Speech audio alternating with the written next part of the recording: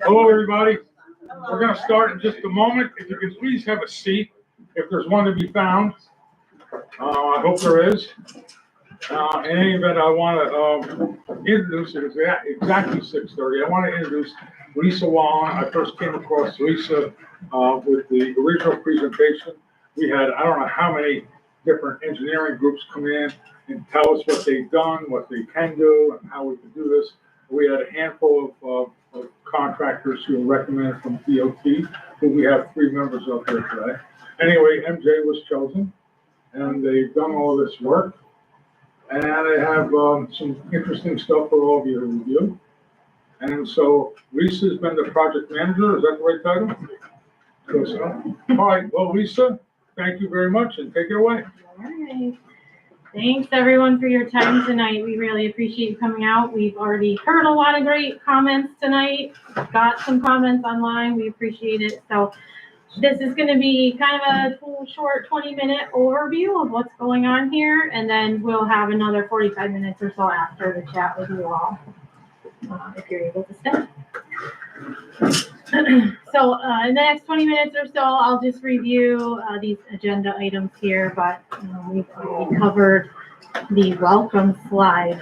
Town of New Baltimore is this project sponsor. They came up with, they identified, knew that something needs to be done here, and started the process to get money to study it further. So they, like Jeff said, chose MJ Engineering to help them out. Again, I'm Lisa Wallin, the highway group manager with MJ. I have the rest of my highway group team and planning team here to help out and answer questions.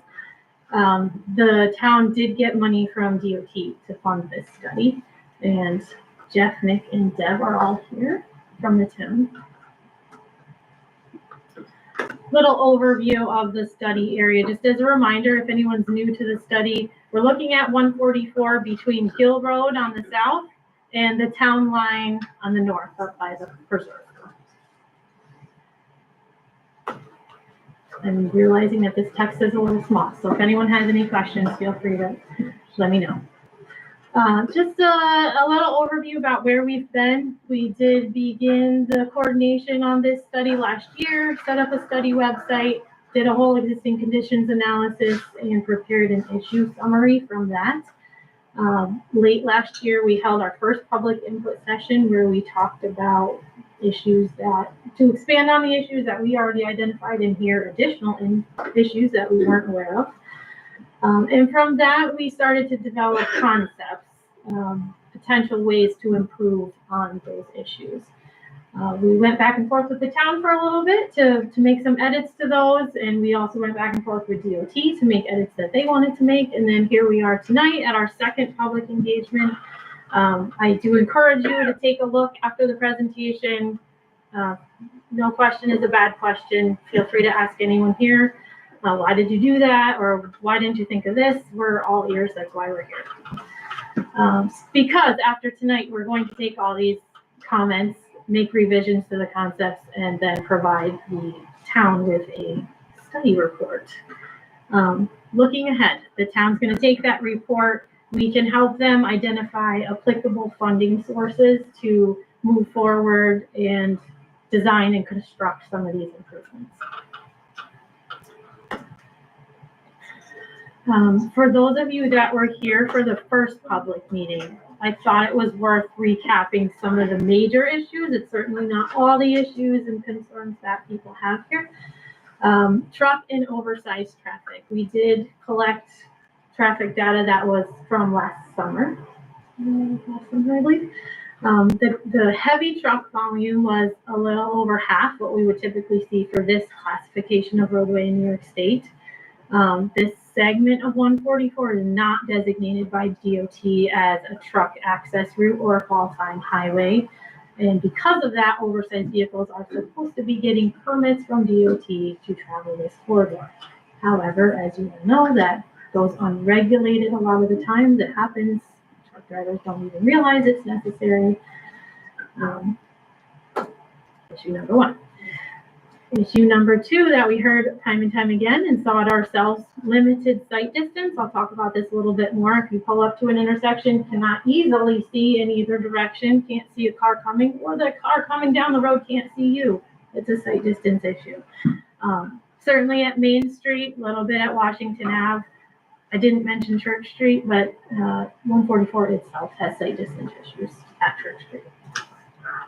Pedestrian infrastructure, we all know that there's no sidewalks along this whole corridor, with the exception of one home, I think, has a piece of sidewalk, and no safe bicycle accommodations. To our surprise, we came down in here today and saw the road milled. So never mind this photo. Obviously, it needed a facelift, and that is in the works. So that's great news. One thing we did call out, and some of our friends here did as well, some of the pavement is settling a bit along some of the slopes. So hopefully that's being addressed during this current project. Last major item I wanted to talk about is the drainage, specifically coming down the hill part of 144. It's kind of a mixture of open and closed drainage, and what I mean by that, open ditches, part of it turns into a really deep ditch that might look like a stream from time to time, and then closed drainage is the catch basins and manholes with pipes underground. It's kind of a mishmash through there. We would assume that some of it's undersized and bubbles out of those pipes that go under the driveway. So we would suggest a whole rethink of the drainage, just coming down the hill so that it's not flowing out into the roadway during storms. A quick summary of the input received so far. Basically, it was great to hear that all the issues identified were repeated back to us when we talked to you all last time. So that's really the purpose of this slide. Unsafe to walk, need more curb signs, no mail delivery, people want to walk to get their mail, oversized vehicles damaging property, crashes damaging property, flooding on 144. So it's good when the comments you receive match the issues that you found. Okay, so let's jump into the concept review. I kind of mentioned this a few minutes ago. When it's time for us to take all the information from the public and develop concepts, that's part of understanding the needs and the issues. We first strive for a standard design. And by standard design, I mean, it's a little blurry. State DOT Highway Design Manual. AASHTO is the American Association of Highway Transportation Engineers organization. Long story short, we have a lot of guidance documents that we're held to, especially this being State Route 144. They want to see the road being standard. That said, we start with a standard. There's constraints that need to be identified. There's times when the standards don't make sense in a particular area. I'm here to talk to all of you tonight too. I've already had some great conversations about why 4-foot shoulders may or may not make sense here. So we'll touch on that in a minute. We'll take the feedback from tonight from the town, DOT, revise the concepts one more time.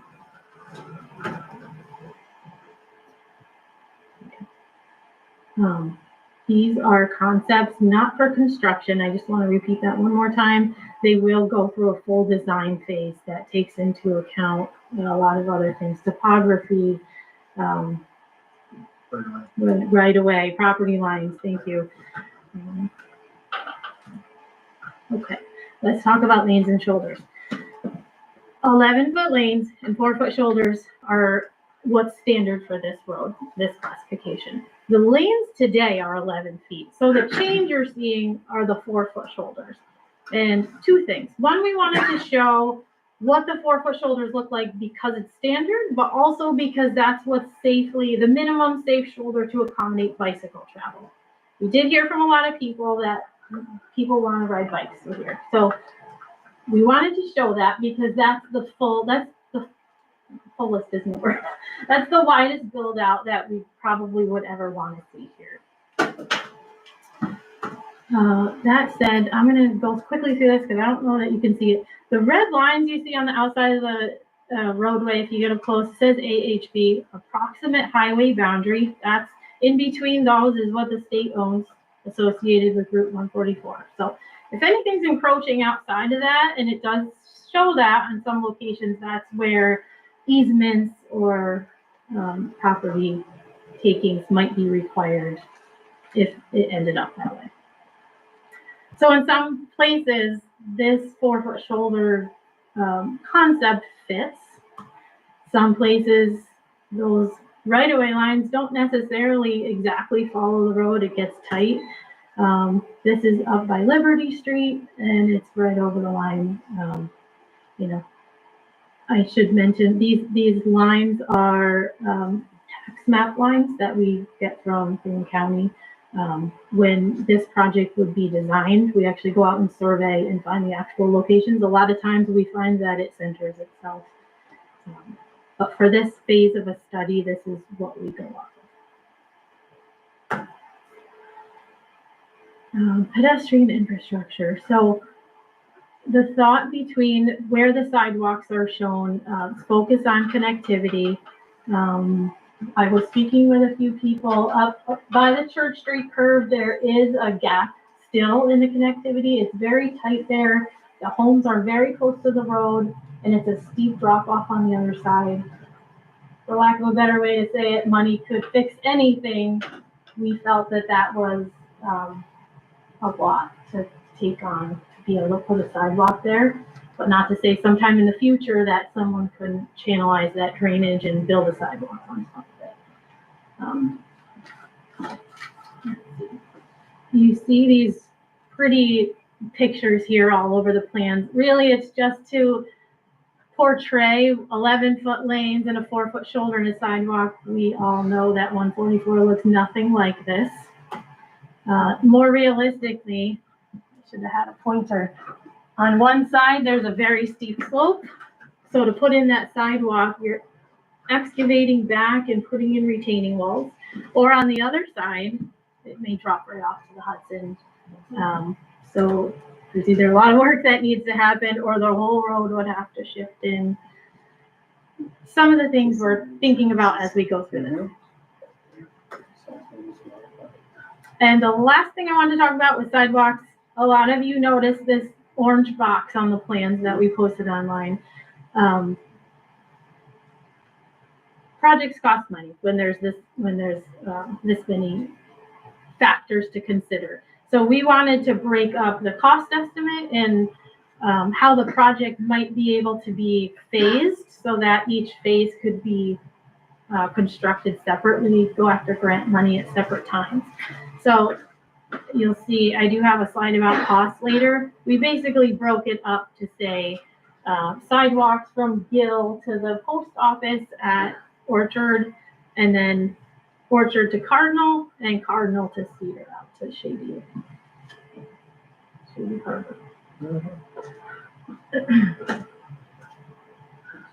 Sight distance. So this is what I mentioned earlier. The distance a driver can see ahead along the road unobstructed by obstacles. So it's not just curves. Here in particular, a lot of homes are very close to the road. There's walls, trees in the way. So those are all things that we look at.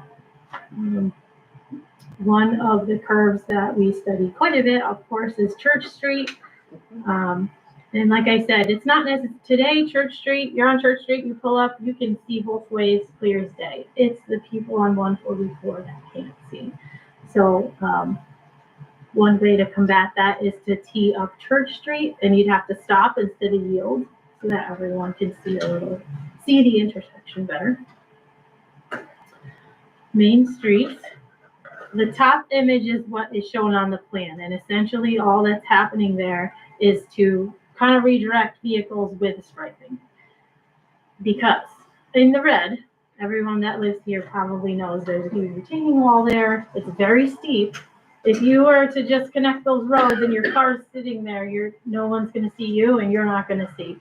So in order for that to happen, Main Street's got to come up, 144's got to come down. very large undertaking. So for the time being, we're showing the upper concept there. And Washington Avenue, it looks not so bad on a picture, but once you're there, there are houses and trees right there. So there was an opportunity, and it looked like sufficient property to just tee that up a little bit better. Signage. There are quite a few signs out there today, you all know. Some of them are great. I think there's definitely an opportunity to improve the signage. A lot of the signs you see on the plan, I summarized here. There's a couple of mid-block crossings. That one in particular is down by the preserve. The idea there is the sign that's close to the crosswalk has those two squares. It's the rapid flashing beacons. And what happens there is you push a button when you're trying to cross the street, flashes for about 20 seconds so that a car can see it, and it turns off. It doesn't flash all the time. And then there's an advanced warning sign, maybe 300 feet up ahead, so that vehicles get an idea that they might be expecting pedestrian in the road up ahead. Down on the bottom right, there's a whole host of different curve ahead warning signs. Some of them out there today are good. Some of them don't necessarily meet current standards. And the advisory speed underneath is based on a lot of things, design speed and the radius of the curve, boring things. So long story short, we have on the plan there some suggested curve warning signs. The two chevrons pointing to each other, they're back to back because when you're on the outside of a curve, you need to see the edge of the curve coming from both directions. So those are basically the small signs that are posted all along the edge of the curve. Just more visual warning that the road is turning. And then I already talked about Church Street converting that yield to a stop. Drainage, also covered this a little bit. Today, that drainage comes down the steep part of 144, combination of open closed system. It does end up being closed underground, and it outlets to the Hudson a little ways down Church Street. I think, DEC and a lot of agencies, towns, easier for maintenance if it's an open system. These steep grades and the tight right-of-way, the tight property are going to make it challenging to keep that an open system. Let's see. So most of the corridor where we're putting sidewalk, there's two options for when you install sidewalk. You can either have a grass strip next to the road as a buffer and then install the sidewalk. Or when you're tight on space, you put a curb in and the sidewalk is right there on the side of the road. Both are standard designs. The curb is probably more realistic for here because it's a tighter corridor. The downfall is water flows off the road, hits the curb, needs to be collected in a drainage system. So that adds some cost to this.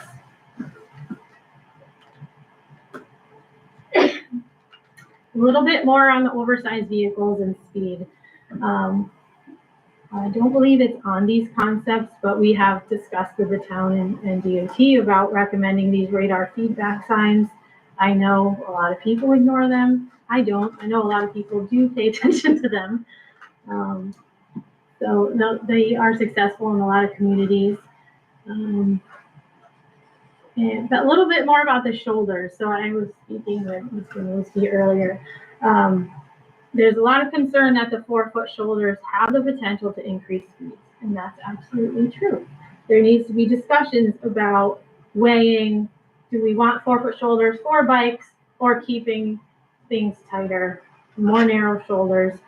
I'm hearing from a lot of people that maybe the bicyclists don't use the corridor as much, or they're hobbyists, more professional bikers. They're not the families with kids trying to ride along the side of the road. So that's the case. Maybe 4-foot shoulders aren't needed here, aren't warranted. So that's a discussion we can have. In terms of oversized vehicles and speed, we have some thoughts here on non-physical enforcement ideas.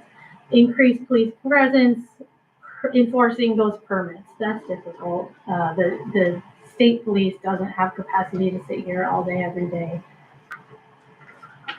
It is what it is. The town can keep talking to them as much as they want. I'm not sure how far they'll get, but that's an avenue. Part of this, we could work with DOT to install some regulatory signage, not only on this corridor, but at the sources of where the trucks are coming from, trying to attack it from that side. We have had discussions. We did a similar project in the town of Colony on Sand Creek Road. It has a very similar issue. It's a residential community. Anyone's familiar with Sand Creek Road, they have a lot of truck traffic that's going between Wolf Road and the airport. And the village, was trying to contact GPS makers to label it as a restricted route. And I know that the town works on this all the time. We continue to advocate with neighboring towns where that heavy vehicle traffic is generally coming from. How much does this cost?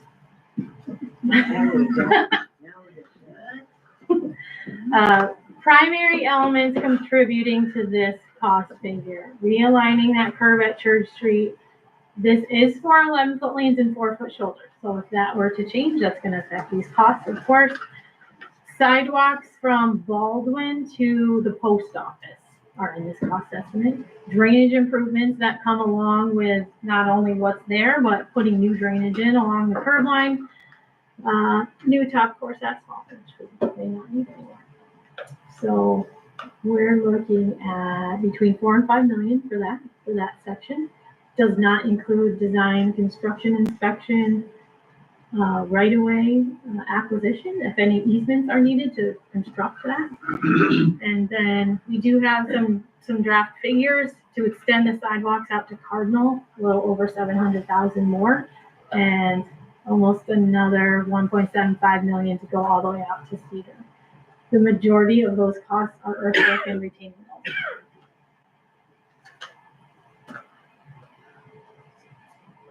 I'm going to skip past this slide because I've covered it quite a bit, but basically we're going to wrap up this study in the next month or two and be able to hand that over to the town and help them identify grant funding sources to move forward. That is the presentation. So if we can break for additional open house time, we really truly are here to hear what your concerns are and any other ideas. So if you could feel free to walk around and take a look. I'm going to leave this up for those online. You just said something about this. Well, I don't know. I didn't help you just said that it was like 4 or 5 million for the first part, and then 1.7. Now we're at like 7 or 8 million. But how much more is it going to cost for all those other costs that you were saying approximately? Like, is it 25% on top of that? Is it 50%? Probably another 30%. Wow. So that brings us up over $10 million, closer to 11 or 12. One question. You're wishing and hoping that the town gets grants for this. What happens if the grants don't come through? This whole thing is kibosh. Okay. So there was also a discussion with DOT when we first worked on this. The DOT. Could you speak up, please? Sorry. There's also discussion with DOT when we went into this whole project. DOT did pay for the entire study that was done. The town did not pay for the study at all. And at that time, DOT spoke to us and said that there would be a portion of the study of any work, depending on how much it would be paid partly by DOT, and then they would also assist us in getting grants. So there's a share from DOT as it is a state road as well. I just also want to say something about the truck traffic. We have been working with another part of DOT, the part of the DOT that works on routing and giving permits for the large truck traffic, the overweight and the oversized truck traffic. When they do a permit, they give a route that the truck should take.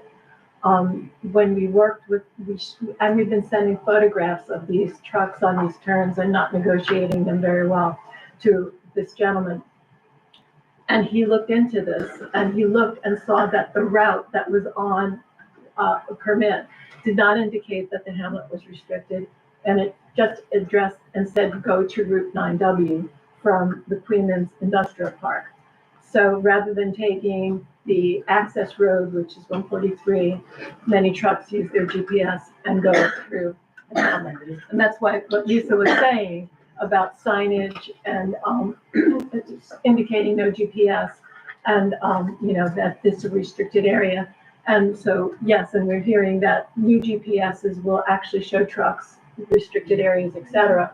But, actually really DOT's assistance in decisions and making that signage available to us and in continually improving these routes so that we can reduce the truck traffic and that trucks will know not to travel along that part of the road.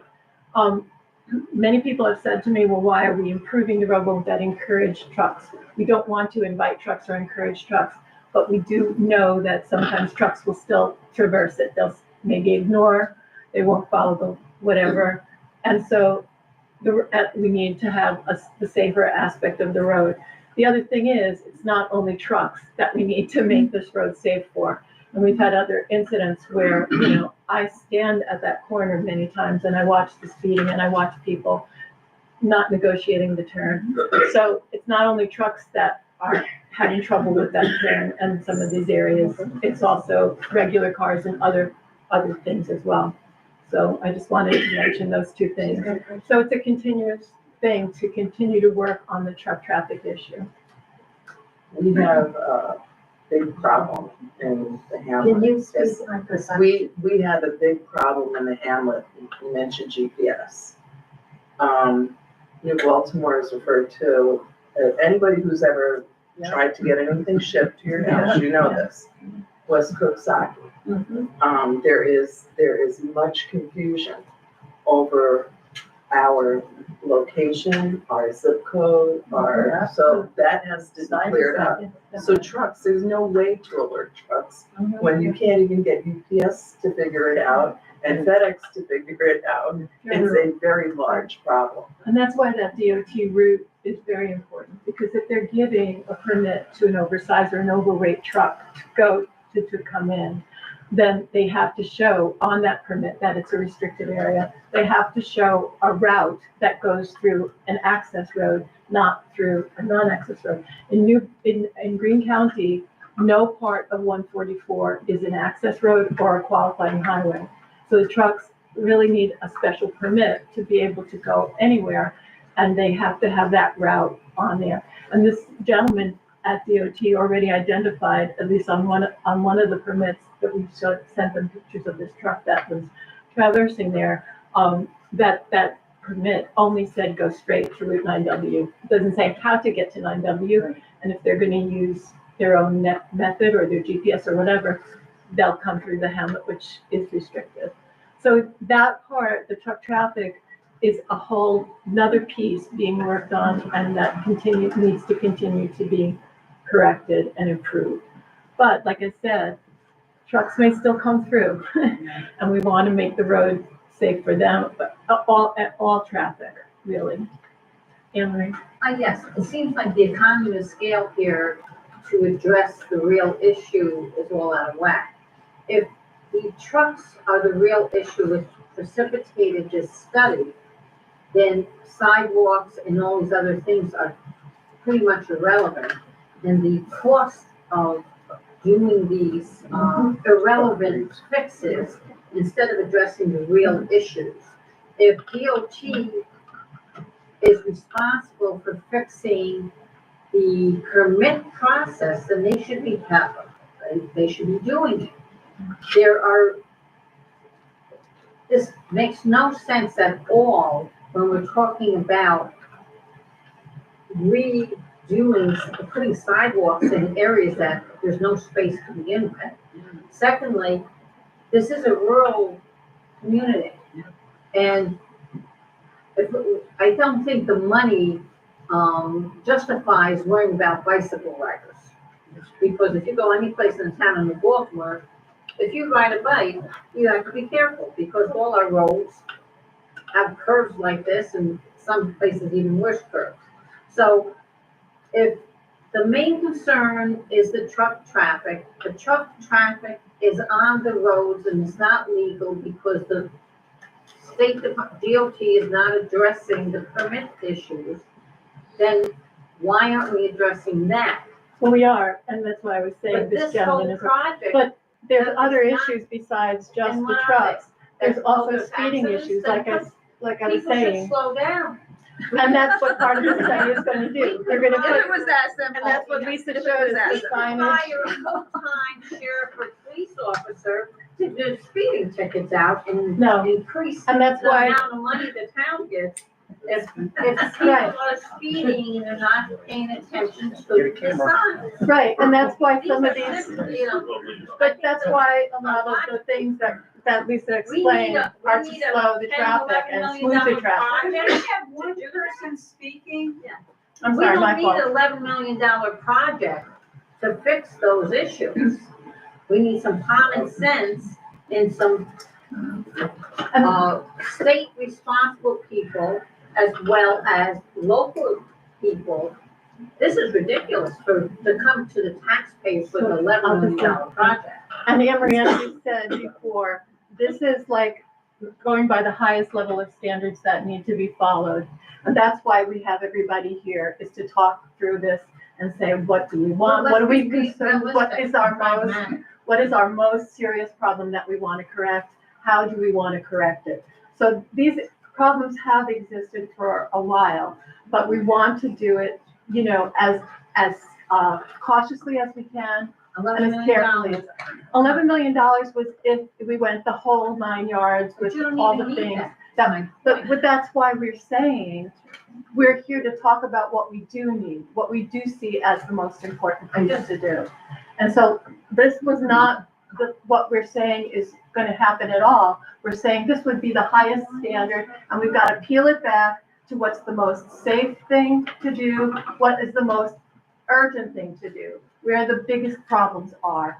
We're not saying we're gonna do every bit of this at all, and that's the whole reason that you guys are here, is to talk to us about that. So I think I can say me, oh wait, no, Ellie was first. I just want to make a couple of points.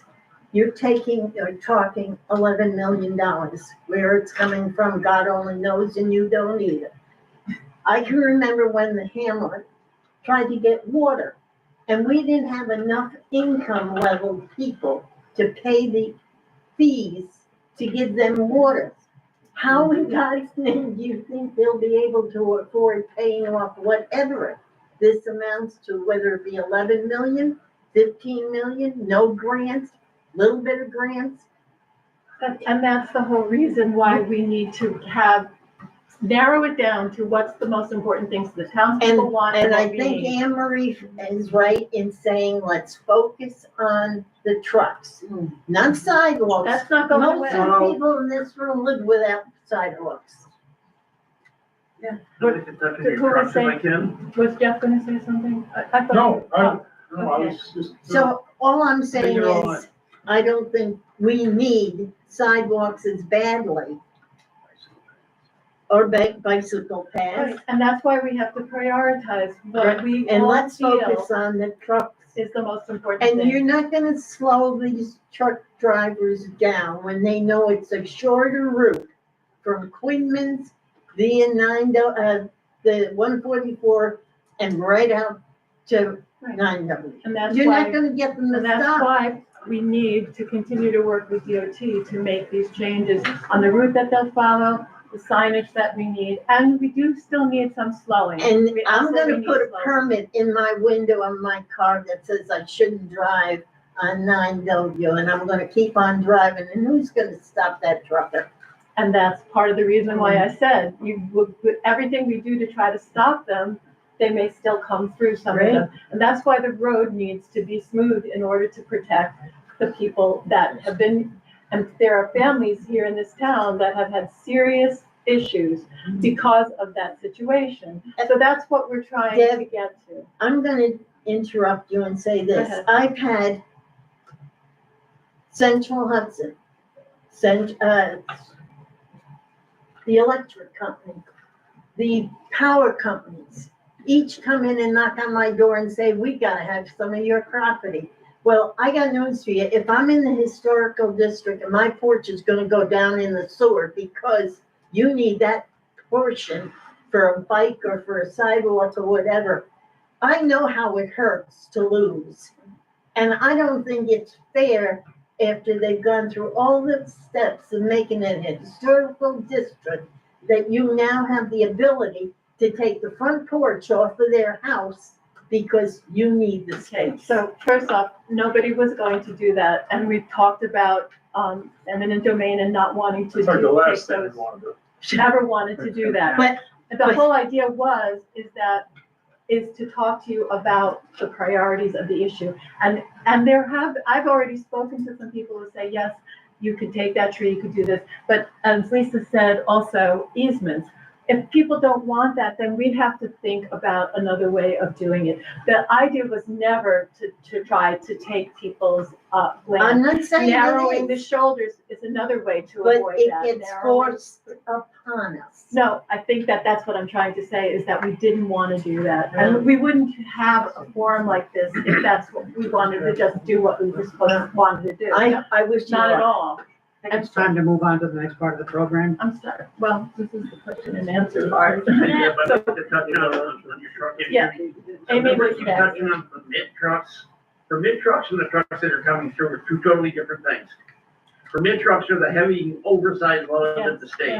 Yes. The trucks we're getting through are standard 53-foot box trucks, dump trucks. Those are permitted on that road. There's no weight restriction. Those are permitted 100%. That's right.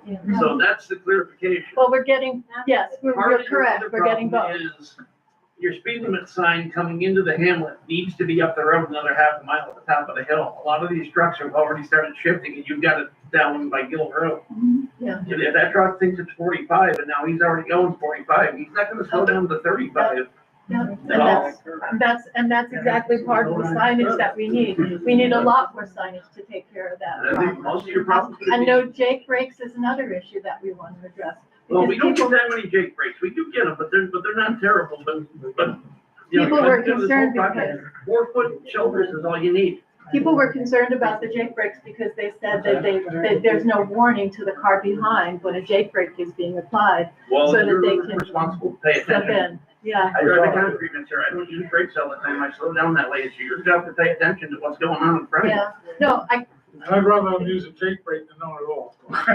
right. Well, yeah, the air brakes go up. But better still, it's like you're saying, slow the trucks down at a further level out. And Well, that's this is- why we talked about many areas. But of it's to the point with slow. trucks, you've got 144 to the south, you've got 143 in the middle, and you got 396.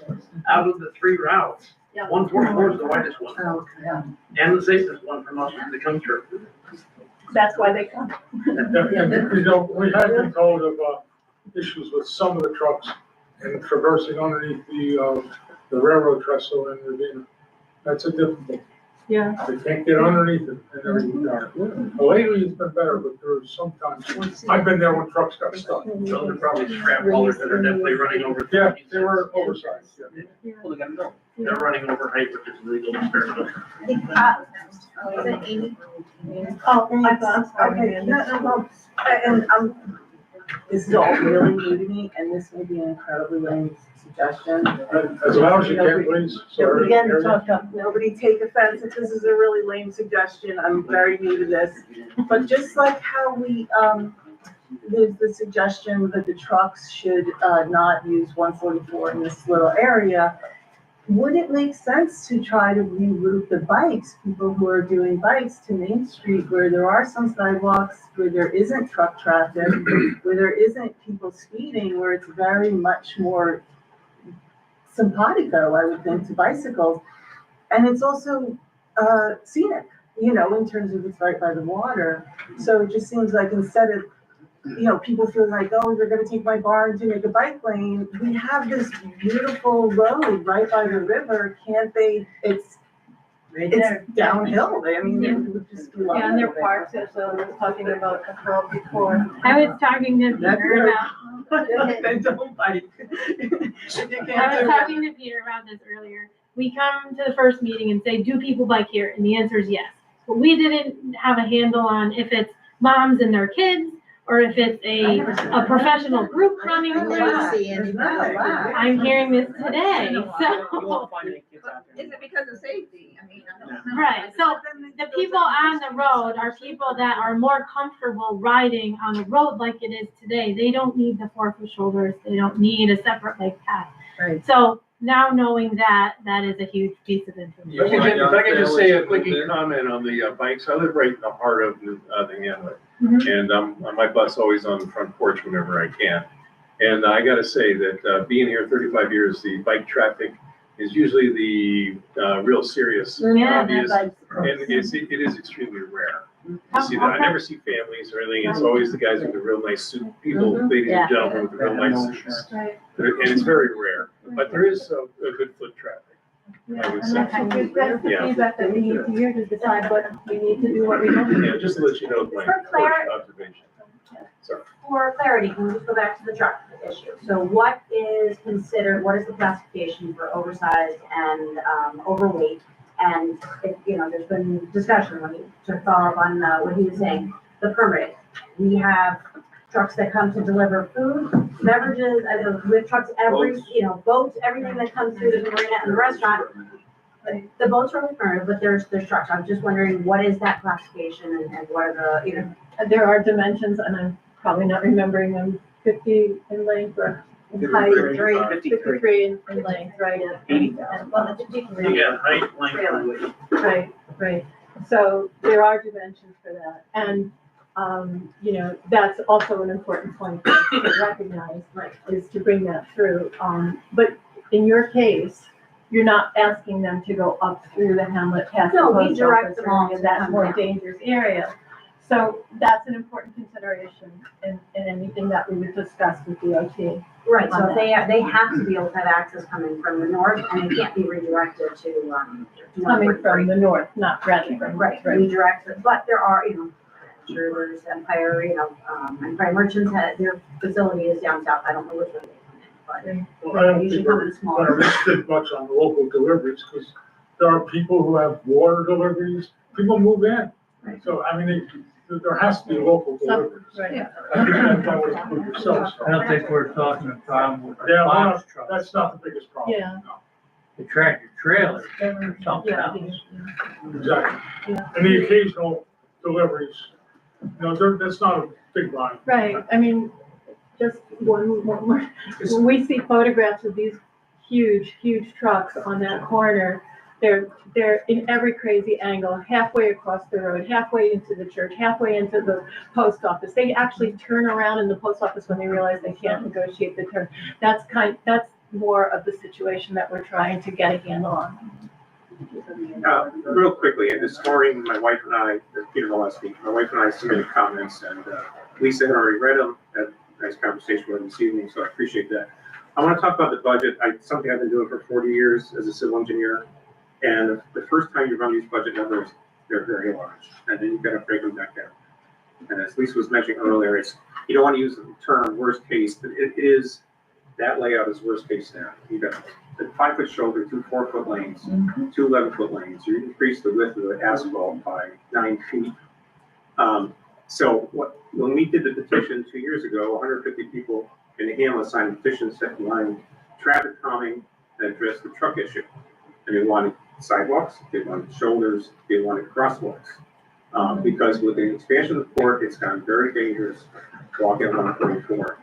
Trucks are still going to be there. The regular trucks, regular box trucks are still there. We're talking about the steel girders, the double stacked, the extra wide trucks that were going down through the curve regularly.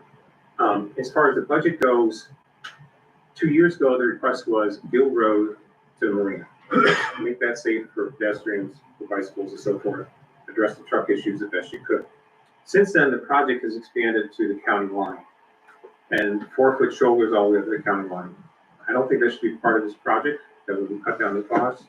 If you take And if you look at Clemens, just to the north of us, once you get into Clemens, from James Drive to Westerwald, you have the 5-foot sidewalk, you have two 2-foot shoulders, and 2 11-foot lanes. That's traffic calming. It's narrower, people slow down. DOT did that project. I suggest we do something similar in the Hamlet. That will cut down a lot of costs, it'll cut down a lot of retaining walls, there'll be less impact on properties. Thanks. Everybody's wanting to create a 3-foot sidewalk, I think, what they usually build on. And I know some of it's wider down there, but you know. Yeah, I would have that. The sidewalk makes a difference too. Yeah, my name is Mark Peckham, I'm in Hamlet, and I'd like to echo some of what Peter said. I think one of the goals that I see for this project is traffic calming. What are the physical constraints we can put on the road that will cause people to try to slow down? I think if we get the traffic to slow down, we'll have a lot less conflict, and a lot less difficulty navigating that Bishop turn. I think we can do that in the context of a historic district without changing the character of New Baltimore's historic district or affecting property owners, but we've got to slow the traffic down. And by making physical constraints in the road, adding visual cues like raised crosswalks, changes in texture, people get the idea that this is a special area, you have to drive more slowly through here. I think it would make a big difference if we can do it for less than $11 million. What about reducing the speed? Well, absolutely, we should do that too. And as you know, people don't always obey the speed limit. No, but if you see 25. Right. But if you create these physical structures, that will help encourage people to obey. Oh, I agree with what you're saying. Question, what do you mean by physical structures? Curbs, sidewalks, crosswalks. Speed limit signs. Yeah. You know, having. I just noticed that there's no riprap, proposed in, I want to make sure no riprap floors are ever put 90 degrees perpendicular. Traffic, middle of a residential area. Why do we do it? Oh, yeah, I wanted to speak to the speed limit, issue a little bit. So in New York State traffic law, there's. Excuse me, I really am trying to listen, could we go back to maybe one person talking at a time? Yeah. So there are different jurisdictions over different kinds of roads. Here, because it's a state road, DOT has the jurisdiction for setting speed limits in the city owns the roads. So in the city of Albany, the city owns the roads, and the city of Schenectady, the city owns the roads. So here, the state road is owned by DOT, so we would have to go through a DOT speed study in order to set a speed limit. The most recent update to what we call the MUTCD, the Manual of Uniform Traffic Control Devices, which is a federal guidelines for setting speed limits, for signage, and so on and so forth, has kind of loosened up those requirements where we can look at the 50th percentile for speed versus before we were looking at the 85th percentile, and that's where we would set the speed limit. So there are some options, but we do also, like our traffic engineers, like to see some changes to the design speed of the road before they'll consider lowering the speed as well. So I think some of these traffic calming treatments coming into the hamlet will definitely help when it comes to looking at what the speed can be lowered to. Yeah, just wanted to bring up, I guess, the cost of the project again. I know a lot of people are concerned about the cost and taxes going up. So is the main cost going to be covered by the state, not by local taxes? Is that, because I think a lot of people are concerned that their local taxes are going up. There's many different kinds of grants. There's grants that are 100% funded. Most federal grants are 80% funded with 20% left over that you could then get other grants to pay for the 20%. It's a whole. But it's not going to be the local town, it's the state. No town can afford these projects. Exactly. Anywhere, not just here, so. I don't know if that was clear to everybody that We would like to provide the local match for federal. Sure, true, on a state road in a small hamlet like this. Well, last I heard usually- was, the grants opportunities were a reimbursement grant. Is that still correct? Yes. So the town has to put up 11 million, and then we have some assurances we will get reimbursement from the granting entities. At their time. So, well, you know, it's a, When they're ready. you know, to bite your fingernails, but we have good assurances from our conversations, so. Yeah, and federal grants But are we- often not reimbursed. We had by to grants. come up with 11 million. Would this be like the Or water 10. district? When, Yeah. and the water No. districts, the people in the water district pay for it versus the whole town? We're having conversations about that, but, no, not You can't exactly. afford No, Not the and same. we would be working with DOT for some support and funding on, and we would be working for grants as well. And not all federal grants are up I worked where for you don't have to government for pay. 38 years, so nothing is. I also worked on federal Yes. grants So, for you know, 35 years, so I know that we get funding I don't live completely in without Hamlet, having to put up the And I money. feel for the truck things, but I think there are simpler methods to fix And, this. and that's exactly what we've been talking about all And I night. don't want to have my tax bill go up. And nobody wants that, Emery, nobody wants that. We want to do this the most financially good way and the most safe way. And don't focus on the 11 million, because I think we've already made it clear that there's ways that we can trim down many ways to do it in a simpler manner and not have to do all of the, you know, the 4 foot, all of that stuff.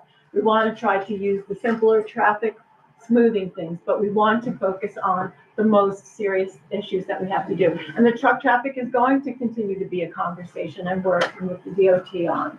So that will also help.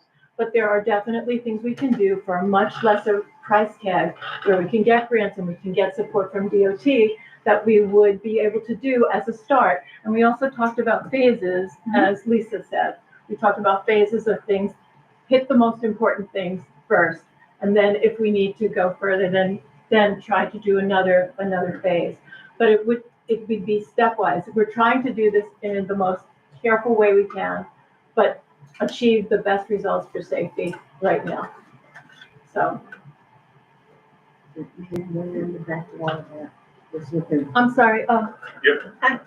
So in town right now, there's three or four different special districts around town. I'm in one of them, I'm in the water district on Scheller Park Road. Would there be talk of doing a special improvement district here and not spreading it across the entire tax base? If 150 or 160 people signed in favor of this sidewalk district, potentially, why would that get spread to people that live out in Honey Hollow Road and Scheller Park Road and? DOT is paying for so it. the objective is not to have to do that by taxes at all, as much as possible, okay? So a district is is something that would happen if there was need to be, it could happen if there was need to be any town funding out of it, but we're trying not to have to do it that There is way. a thing called a sidewalk district. Sidewalk improvement district is Thank six. you. And we only just looked at that, we haven't gone down and explored that. So, the anticipation is, as Deb said, that much, if not all of the funding could come from outside sources. In which case, we would have no need for, anything but to pay for and then reimburse. I am worried about one thing. We've had a few projects in town. There's my daughter. In any event, I am worried about one thing. And that is every project, as Jed knows on the team on the board, that we've had, including the water district that we're in. The costs are estimated, no offense intended, by our engineers at this level.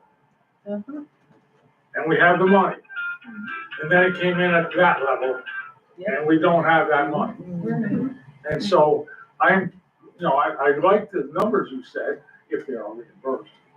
But I'm worried that, in fact, I heard from someone who worked for the state, no names mentioned, that it could be 16. But but that may be the worst case scenario. Let's hope we do good. And by the way, you didn't mention, but barely, that we did talk about perhaps phases so that we get this done, get grant funding for it, and then we move on to the next phase. So we did talk about phasing. And I'm trying to remember who was involved in that conversation. But a number of us. Yeah, and I think that's the point. Right now, we're not going to say, oh yes, 11 million. We're doing it all. We're trying to hear from you what everybody thinks are the most important things to do. Try to trim it down as much as possible. Try to take the smoothing approach, the simpler approaches as much as possible. And it may be that we'll do it that way for a while and see how effective that is. But, I think there's a lot more thought to be put into it. I want to recommend to people, please, you've heard a lot tonight. We have that website. There's a page on the website where you can submit your comments, and MJ has been reading them all and documenting them all. And those are all going to go into any thoughts of what work we might do on a stepwise basis, the most important work, the work that seems to be the most serious that needs to be done. Whose responsibility is it to maintain the sidewalks, like, remove snow, make sure the ice is salted and sanded? I've heard stories in Delmar where homeowners have been sued Most because cities do that. their sidewalk in front of their house wasn't shoveled or sanded or salted. I know someone in the sewer. Yeah. It fell on his bicycle. Yeah. There's a crack in the pavement. Mhm. He had to put the bill. Does the town code cover that now? I didn't look. There are some sidewalks on Main Street, though, that Yeah, are not, so it must they're be not in there. maintained by the town. Start talking about. Yeah, we can look into that. I didn't want to do that. You can go and get these snow It's shovels. also been used, if you're not even, something is done, take care of it, something is really not. But it's the same as when we have to plow. Yeah. They're public. You don't know when you're inside. I mean, generally speaking, DOT does not clear that. Well, when I was in school, I made a lot of money. I'm sorry, I did. No, that's when you're employed at Walmart. It's just about time now, but people have brought up a lot of great points.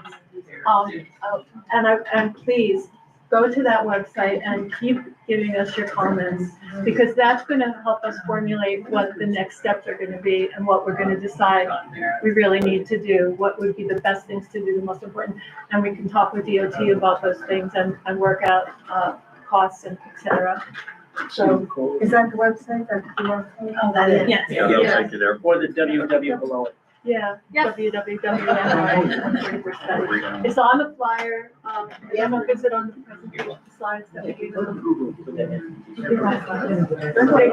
I know. I think you could post it on the town website as well. Yeah, we'll post it definitely on the town website, and if everybody signed in, did you get emails as well? Yeah. Then we can also send it to the emails that other folks who came in too, but it'll be on the town website. Yeah, great. So, Lisa or Deb, as we close out, the next step is, and an expected time frame for that step is, fill in the blanks, please. The next step is to revise these concepts. We're gonna be making some big changes, so typically we would revise these concepts and pump out the final report and be done. We're gonna need to go back and forth a little bit more on this before we do that. So the next steps is we will revise the concepts, run them past DOT and the town again, and then finish. The report is essentially a written narrative of what we've been talking about tonight, so there's nothing new in there. That's why it will be posted to the website, but it's several hundred pages that I don't know if anyone can see the website. Yes, yeah, the presentation will be posted to the project website tomorrow. The concepts are already up there. When they're revised, they will be replaced. But we do need to keep in mind that no grant or funding is definite ever until we get it in. Mhm. So right now, we've gotten this picture that we're gonna get grant and funding. There is no definite about that. And we need to take it on that. I'm thinking maybe the town can, let's say we approve this, contingent upon funding. Without, we're just digging a hole. You know, be hard to pull ourselves out, but we would have to have a contingency to get that reimbursed and something to that, right? Yeah, well, I don't want to jump in, but, I mean, that's why you'd probably want to think in phases also, which is, you might want to do something that would not be ridiculous, Sure. whatever. And do that first. I mean, sidewalks would be nice, but that doesn't have to be the first thing to do, so that, and, maybe it down the road, so to speak, sort of thing. Those two. But, just, if we could do something, I mean, I think the basic thing we want to do is try to find some way of traffic calming in that area. And that's not just a local thing, it's a public safety thing. And, that curve at Church Street is crazy. I've, driven a lot of places and you rarely run into a curve like that. Right, you're barreling along and what looks like a state highway, because it is, and then suddenly you're going more than 90 degrees.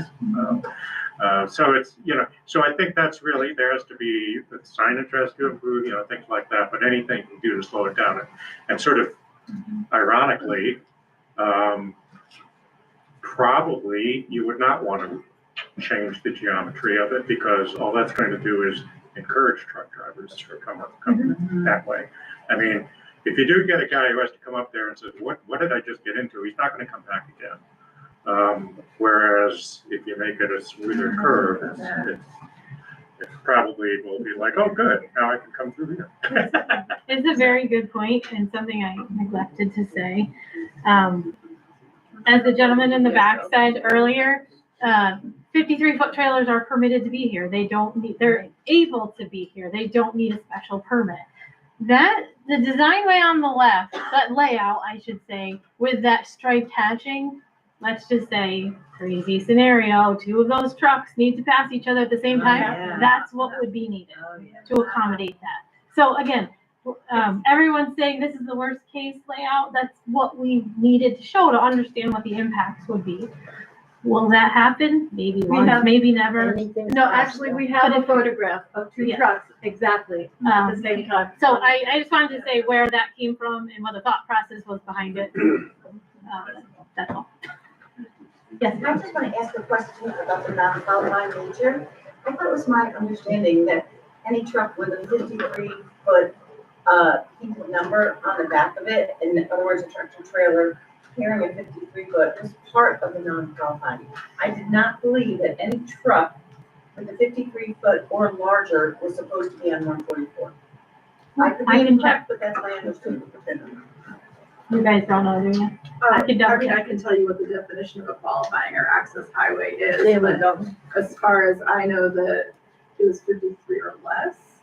These are the max. for the length of a truck, that's the maximum. It's under, and then larger than that would require a permit. And as the gentleman in the back said before, there are 3 dimensions. There's the length, width, and weight, or height and weight. So it's not just the length of the trailer that's the defining of whether you need a permit or not. It's also the height and the weight. Yes, It's just that also he said it said something about the escort vehicles as part of that as well. I believe that my information was given to me by the state trooper who does the weights and limits, and so I could have understood it incorrectly or written it down incorrectly. But when he was monitoring the trucks on the road, he was the one who had first informed me that it was a non-qualifying road. And as he defined it, because you have to add the 53-foot load plus the cab of the tractor trailer, that's what makes them oversized. So it can't be that you're looking at a 53-foot truck and I'm thinking about the 53-foot load. Right, no, it's not 53 with everything, it's 53. For the trailer. The trailer. All right. Because they assume that the cab is going to be adding. Right. I can have a whole bunch. Good question. Deb, you did a great job. Yeah.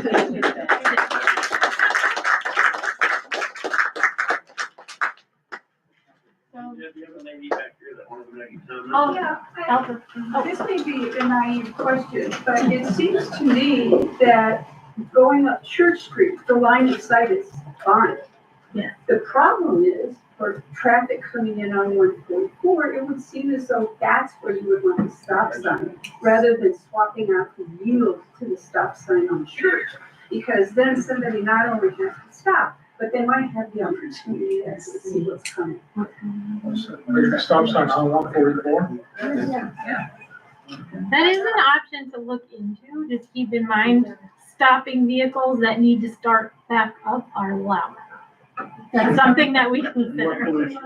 And create more emissions, yes, but absolutely something we can check into. They're not worried about emissions, none of those traffic lights care about traffic. Yeah, listen, be careful, we don't tell you the only with 20 mile an hour and 15 mile. Yeah. Oh, God. There you go. Then you will get a camera. That's what we can do, get a camera, Could put make it money. on a pole and Oh, steer them around. You know how to contribute to that. I'm gonna watch it.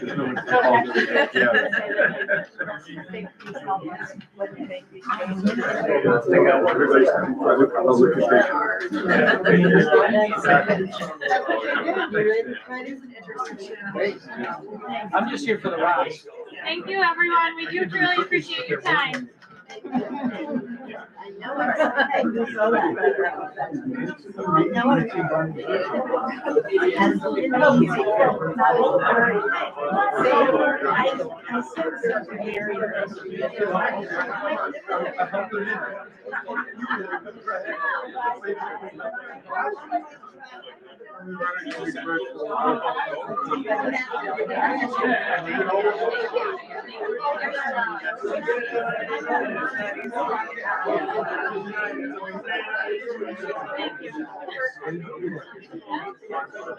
I have a whole speech prepared.